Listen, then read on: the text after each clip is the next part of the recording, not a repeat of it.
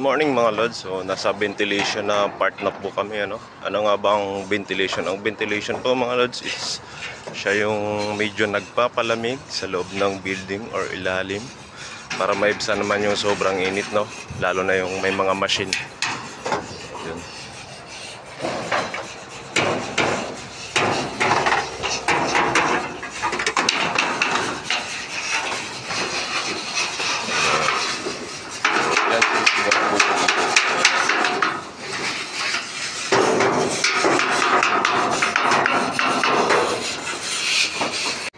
So wala pang alas 9 mga lods na is latag na agad tayo.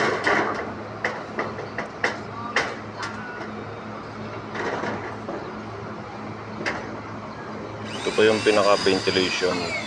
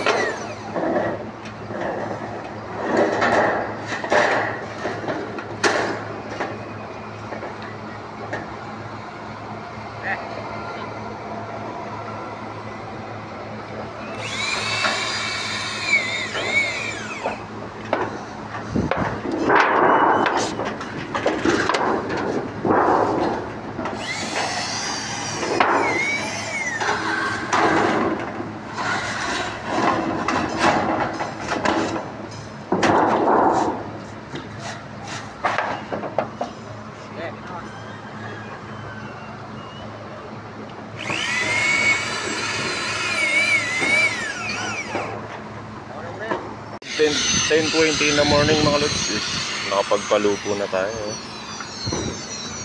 So kakap lang natin ng ganyan.